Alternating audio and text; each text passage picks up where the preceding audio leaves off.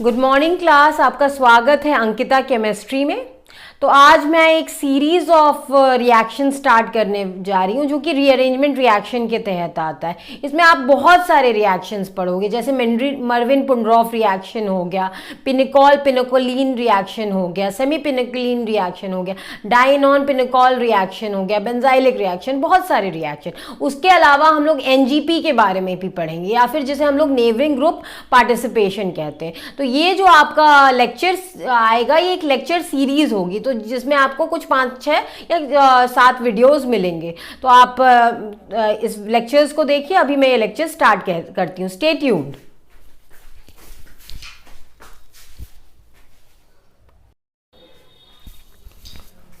तो आइए देखते हैं कि रीअरेंजमेंट रिएक्शन होता क्यों है। तो यहाँ पे आप देख रहे हैं कि ये एक हैलो एल्केन है और ये हैलोजन एक प्राइमरी ग्रुप से जुड़ा हुआ है जिससे एक टर्शरी ब्यूटाइल ग्रुप अटैच है। तो अब हम बात करते हैं कि क्या यहाँ पे SN1 या SN2 रिएक्शन हो सकता है। SN1 रिएक्शन यहाँ पे पॉसिबल नहीं है। उसका रीज़न ये है कि जो कार्बोकेटायन ये हैलोजन ग्रुप जब लीव करेगा तो ये जो कार्बोकेटायन बन रहा है वो प्राइमरी कार्बोकेटायन। आप इसको मत देखो, इससे 3 अल्काइल ग्रुप अटैच है, यहाँ पे सिर्फ एक कार्बन है, प्राइमरी कार्बोकेटायन। और आप लोग जानते हैं कि प्राइमरी कार्बोकेटायन जो है वो SN1 रिएक्शन उतनी आसानी से नहीं देता है क्योंकि वो हाईली अनस्टेबल होता है। ठीक है, अब हम लोग SN2 रिएक्शन की बात करते हैं। SN2 रिएक्शन के लिए यहाँ मैंने दिखाया है कि न्यूक्लियोफाइल का अटैक होना चाहिए। अब न्यूक्लियोफाइल का अटैक इस पर्टिकुलर कंपाउंड पे पॉसिबल नहीं क्योंकि आप देख रहे हैं 3 अल्काइल ग्रुप्स अटैच हैं जो कि एक स्टेरिक हिंड्रेंस क्रिएट कर रहे हैं, जिसकी वजह से न्यूक्लियोफाइल का अटैक नहीं हो पा रहा है। इसलिए SN2 रिएक्शन भी यहाँ पे पॉसिबल नहीं है। तो यहाँ होता क्या है, यहाँ पे होता है rearrangement reaction. Reason being SN2 इसलिए नहीं होता क्योंकि जो कंपाउंड है वो बहुत हैंडर्ड है, और SN1 इसलिए नहीं होता क्योंकि जो कंपाउंड है उससे हम लोग को प्राइमरी कार्बोकेटायन मिल रहा है जो कि SN1 रिएक्शन उतनी आसानी से नहीं देता। प्राइमरी कार्बोकेटायन बहुत ही अनस्टेबल होता है। अब प्लीज ये नोट डाउन कर लें।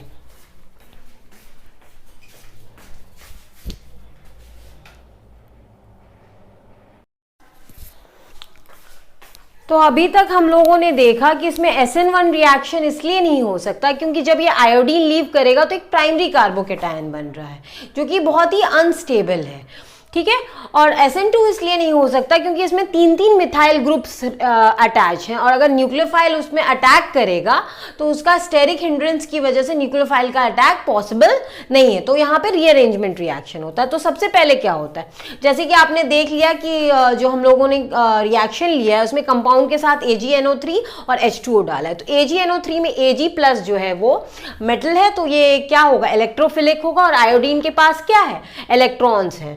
तो ये क्या करेगा, Ag को इलेक्ट्रॉन्स दे देगा और Ag यहां से अटैच हो जाएगा। अब इस कंपाउंड की दिक्कत ये है कि ना यहाँ पे SN1 रिएक्शन हो सकता है ना ही SN2 रिएक्शन हो सकता है। तो वो करेगा क्या, तो अब ये करता ये है कि ये मान लीजिए मैं इस मिथाइल को लेके चलती हूँ, तो इस कार्बन और इस कार्बन के बॉन्ड के इलेक्ट्रॉन को वो यूज करता है, इसके इलेक्ट्रॉन को वो शिफ्ट करता है यहाँ पे, और ये आयोडीन Ag के साथ निकल जाता है। तो मैं आपको इस तरीके से यहाँ पे दिखाऊंगी।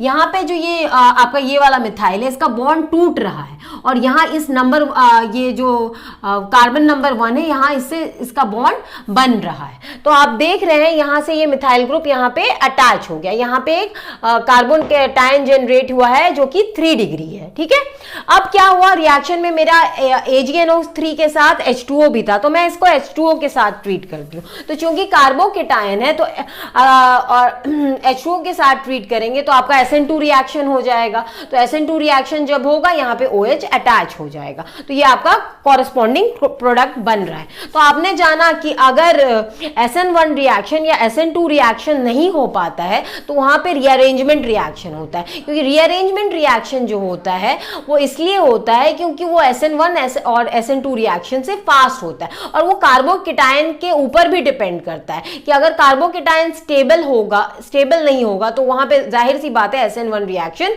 नहीं हो पाएगा। प्लीज इसे नोट डाउन कर ले।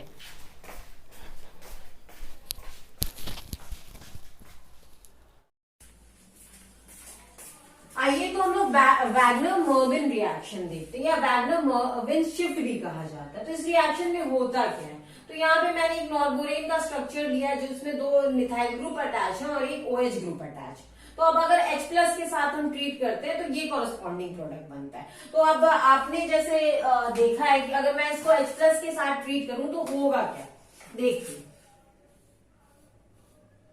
ये मेरा कॉरेस्पॉन्डिंग कंपाउंड है, राइट।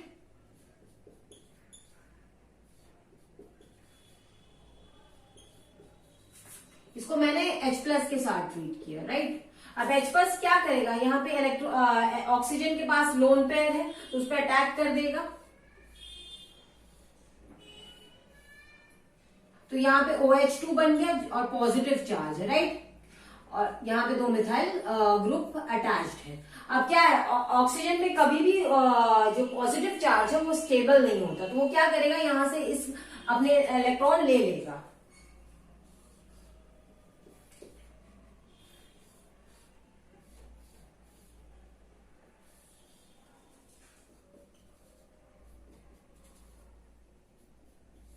अब यहाँ पे एक पॉजिटिव चार्ज क्रिएट हो गया।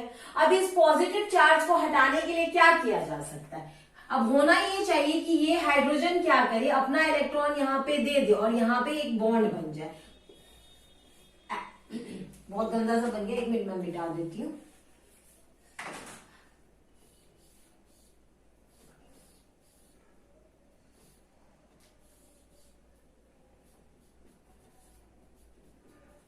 अब यहाँ पे एक डबल बॉन्ड आना चाहिए, लेकिन आपको मैंने पहले ही ब्रिडिट्स रूल के बारे में बताया है। ये एक ब्रिज हेड है और ये एक ब्रिज हेड है। ब्रिज हेड पे कभी भी डबल बॉन्ड नहीं हो सकता है, तो ये रिएक्शन इस मैकेनिज्म से होना पॉसिबल नहीं है, यानी ये कॉरेस्पॉन्डिंग प्रोडक्ट बनेगा नहीं। तो होता क्या है, देखते हैं वैगनर मर्विन रीअरेंजमेंट होता कैसे, या वैगनर मर्विन शिफ्ट होता कैसे। मैं इसे बिठा देती हूँ, आप इसे नोट डाउन कर लें।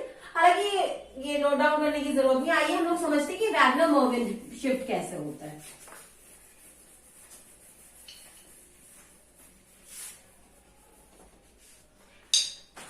तो सबसे पहले हम लोग अपना कंपाउंड बना लेते हैं। ये मेरा कंपाउंड है।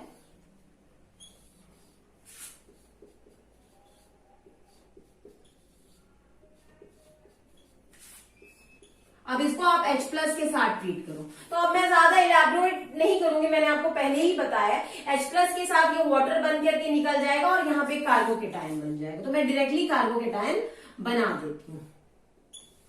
यहाँ पे डायरेक्टली कार्बोकेटायन बन गया। एक मिथाइल ग्रुप ऊपर की तरफ अटैच है और एक मिथाइल ग्रुप नीचे की तरफ अटैच है। अब क्या होगा, इस मिथाइल ग्रुप का माइग्रेशन होगा, क्योंकि आप जानते हैं कि हाइड्रोजन यहां से अपना इलेक्ट्रॉन डोनेट नहीं कर सकता, ना यहाँ पे माइग्रेट कर सकता। रीजन ये कि कभी भी ब्रिडिट्स रूल के हिसाब से डबल बॉन्ड ब्रिज हेड पे नहीं होगा। तो सबसे पहले क्या होगा, इसमें से कोई एक मिथाइल यहाँ पे आ जाएगा। अब कोई भी एक मिथाइल ले सकते हैं, आप नीचे वाला ले लो। तो ये एक मिथाइल यहाँ पे आ गया और यहाँ पे एक मिथाइल है। क्योंकि यहाँ पे एक मिथाइल गया है अपने इलेक्ट्रॉन्स लेके, तो एक पॉजिटिव चार्ज आ गया। ठीक है, अब पॉजिटिव चार्ज आ गया तो आप यहाँ के हाइड्रोजन को ले लो। अब ये हाइड्रोजन क्या करेगा, यहाँ पे इलेक्ट्रॉन डोनेट करेगा और इस इलेक्ट्रॉन से यहाँ पे बॉन्ड बन जाएगा। तो आपका कॉरेस्पॉन्डिंग प्रोडक्ट क्या बन जाएगा, आपका कॉरेस्पॉन्डिंग प्रोडक्ट कुछ ऐसा बन गया।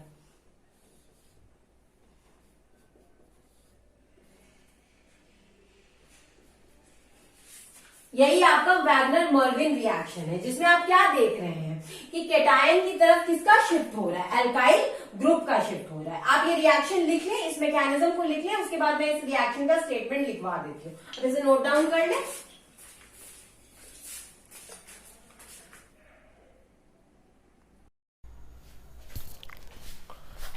तो हम लोगों ने वैगनर मर्विन रीअरेंजमेंट या फिर वैगनर मर्विन शिफ्ट के बारे में क्या जाना।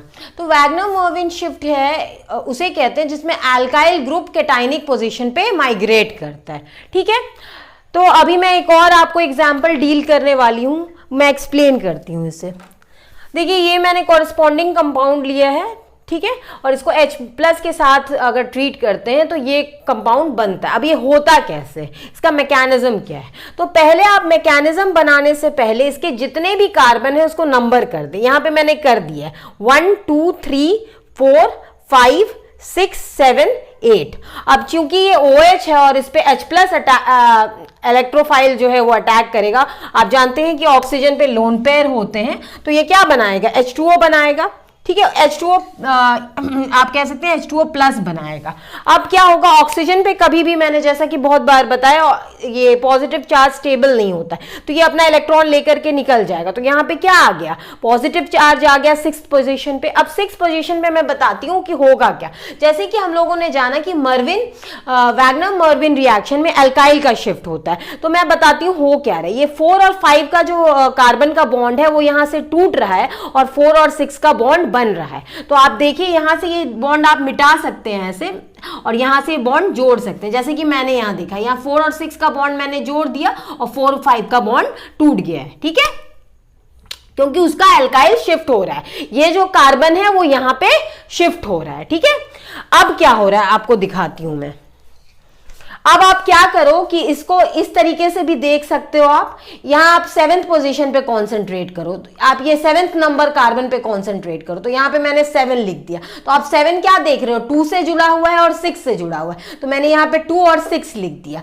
ठीक है, 2 और 6 लिख दिया मैंने, और उसके अलावा ये 2 से क्या जुड़ा हुआ है, 2 से 1 जुड़ा हुआ, तो यहां पे मैंने 1 डाल दिया। थोड़ा सा गड़बड़ है, रुकिए, 1 में ये 2 एल्काइल ग्रुप्स अटैच होंगे, फिर 1 आ गया आपका, फिर आपका 1 5 से जुड़ा हुआ है, तो यहां से 5 मैंने दिखा दिया, और 5 8 से जुड़ा है, 5 पे ये पॉजिटिव चार्ज है। इसी तरह आपका ये 6 जो है आप यहां पे देख रहे हैं, 6 4 से जुड़ा हुआ है, तो मैंने 4 से दिखा दिया, और 4 3 से जुड़ा वो दिखा दिया। अब हम लोग क्या करेंगे, इस जो पर्टिकुलर कंपाउंड है इसको हम लोग 90 डिग्री से रोटेट करेंगे। तो आप इसको 90 डिग्री से रोटेट कर दो, तो ये कुछ ऐसा है, तो ये ऐसे हो जाएगा। तो आप देख रहे हैं 7 यहां आ गया, और वो 2 और 6 से कनेक्टेड है, और 1 और 5 जैसे भी कॉरेस्पॉन्डिंग नंबर्स था आपने सीधा किया, तो कुछ इसकी ऐसी कॉन्फ़िगरेशन आ गई।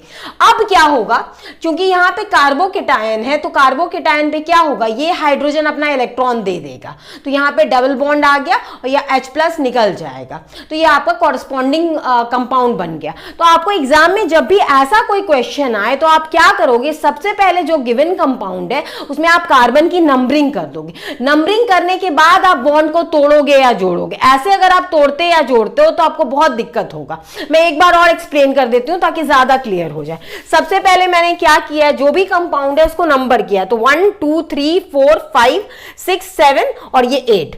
उसके बाद आप जैसे देख रहे हैं कि H+ को OH के साथ ट्रीट किया गया है, तो यहाँ पे H2O+ बन गया, और O के ऊपर पॉजिटिव चार्ज स्टेबल नहीं होता है, तो वो क्या करेगा, इलेक्ट्रॉन को अपनी तरफ पुल कर लेगा, तो यहाँ एक कार्बोकेटायन बन गया। अब चूंकि वैगनर मर्विन रिएक्शन है, तो क्या होगा, पॉजिटिव चार्ज के ऊपर एल्काइल का शिफ्ट होगा, तो यहाँ 4 और 5 का बॉन्ड टूट रहा है और 4 और 6 का बॉन्ड बन रहा है, जैसे कि आप इस स्टेज पे देख सकते हैं। अब इसको मैं कुछ ऐसे भी दिखा सकती हूँ, आप इसका व्यू ले लें, तो यहाँ पे 7th कार्बन को दिखाया गया है जो 2 और 6 से कनेक्टेड है, 2 आपका 1 से कनेक्टेड है, और 6 जो है आपका 4 से कनेक्टेड है, सॉरी 6 5 से कनेक्टेड है और 5 8 से कनेक्टेड है, और यहाँ 3 और 4 है। अब मैंने क्या किया, इसको 90 डिग्री से रोटेट कर दिया, तो कुछ ऐसा स्ट्रक्चर आ गया। उसके बाद क्या हुआ, यहाँ पे 5th पोजीशन पे पॉजिटिव चार्ज है, तो वहां क्या हो रहा है, ये हाइड्रोजन अपने इलेक्ट्रॉन्स डोनेट कर रहा है, यहाँ पे डबल बॉन्ड बन रहा है, वो H+ रिएक्शन से बाहर निकल जा रहा है। आप प्लीज इसे नोट डाउन कर ले।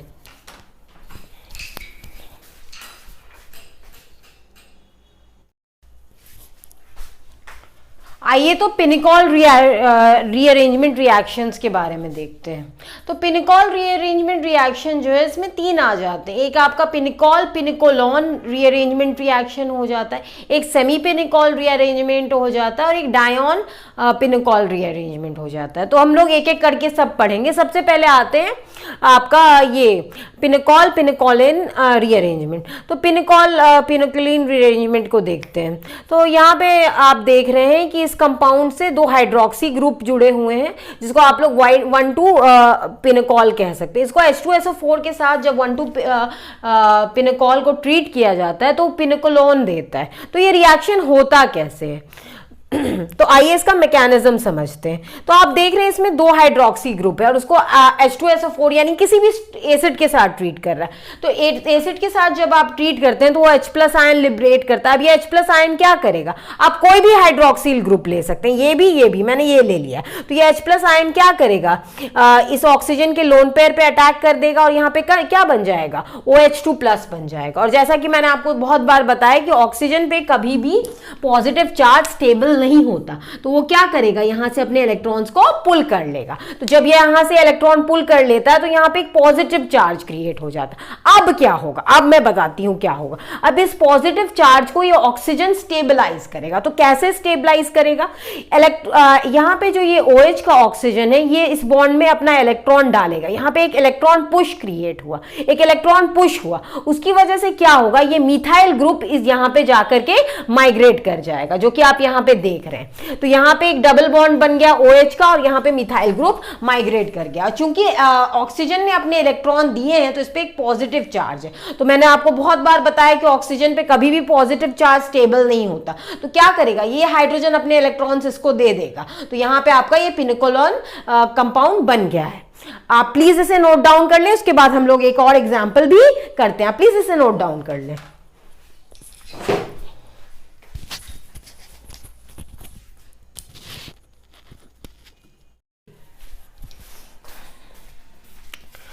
तो आइए हम लोग सेमी पिनिकॉल रिएक्शन के बारे में पढ़ते हैं। तो पहले मैं आपको रिएक्शन ये जो हो रहा है वो कैसे हो रहा है वो बता देती हूँ, फिर हम लोग स्टेटमेंट के बारे में डिस्कस करेंगे। तो यहाँ पे आप देख रहे हैं कि मैंने पिनिकॉल को लिया और पिनिकॉल को मैं ट्रीट कर रही हूँ TSCl यानी टोसाइल क्लोराइड और पायरिडीन जो कि एक बेस है उसके प्रेजेंस में।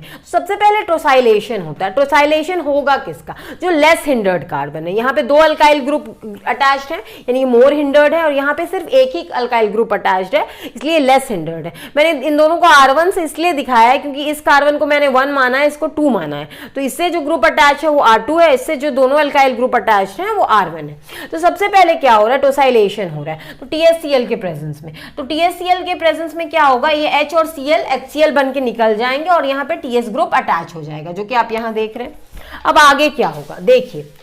अब सबसे पहले आपने पिनिकॉल रिएक्शन में भी देखा था, यहाँ पे जो OH है वो यहाँ पे इलेक्ट्रॉन का पुश देगा। उसकी वजह से क्या होगा, ये R1 जो आपका अल्काइल ग्रुप है यहाँ माइग्रेट कर जाएगा। इसके माइग्रेट करने के बाद क्या होगा, ये OTS निकल जाएगा।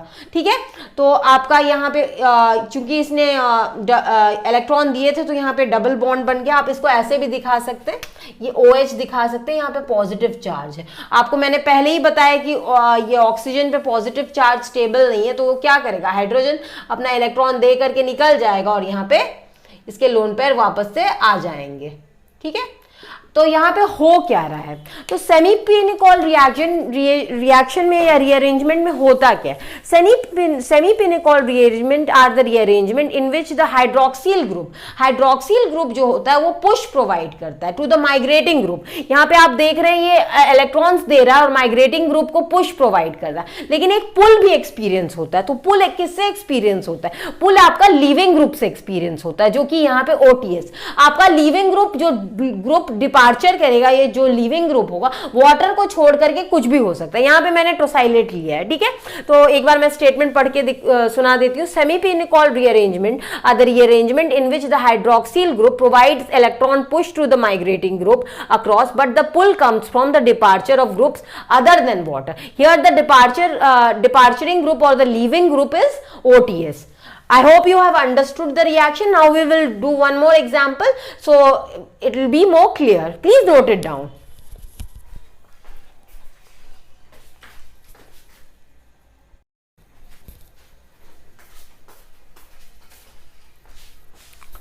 तो आइए इस क्वेश्चन को हम लोग करने की कोशिश करते हैं।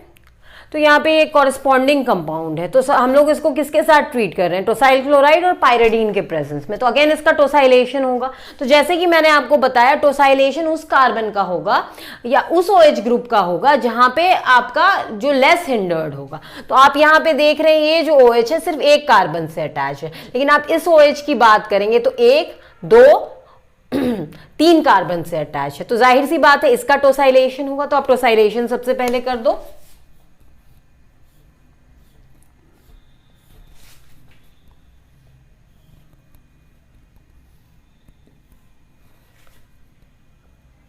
तो ये क्या हो जाएगा, OTS हो जाएगा, और ये क्या रहेगा, ये OH ही रहेगा। अब टोसाइलेशन हो गया। अगला स्टेप क्या है, अगला स्टेप है मेरा कि ये जो OH है वो इलेक्ट्रॉन का पुश प्रोवाइड करेगा। तो यहाँ पे ये इलेक्ट्रॉन का पुश होगा, तो ये जो अल्काइल ग्रुप है यहाँ पे माइग्रेट कर जाएगा, और ये OTS क्या होगा, ये लीविंग ग्रुप निकल जाएगा। तो मेरा कंपाउंड कैसा बन जाएगा, मेरा कंपाउंड कुछ ऐसा हो जाएगा। या आप देख सकते हैं कि कितने रिंग का बनेगा, ठीक है। तो एक काउंट कर लेते हैं, 1 2 3 4 5 6 एंड 7 रिंग होगा। तो ये आपका 1 2 3 4 1 2 3 4 5 6 7। अब हम लोगों ने नंबर किया है, तो ये 6 और 7 का बॉन्ड है, तो यहाँ मैं 6 और 7 का बॉन्ड दिखा देती हूँ। और 7वें कार्बन से आपका OTS निकल गया है। 7वें से कौन अटैच्ड है, 7वें से पहला अटैच्ड है 1। तो पहला जो है उससे डबल बॉन्ड OH हो जाएगा, ठीक है, यहाँ पॉजिटिव चार्ज हो जाएगा। ये 2 3 4 5 6, ठीक है। और 3 पे जो है आपका ये कुछ यूं, 5 से अटैच्ड है, ये ऐसे, यहाँ पे ऐसे, 1 को ऐसे, ठीक है। अब आप देख रहे हैं जो 1 पे है ये OH पे पॉजिटिव चार्ज है, जो मैंने आपको पहले ही भी बताया कि ऑक्सीजन पे पॉजिटिव चार्ज स्टेबल नहीं होता। तो ये क्या करेगा, ये हाइड्रोजन यहाँ पे अपने इलेक्ट्रॉन दे देगा। तो क्या हो जाएगा मेरा,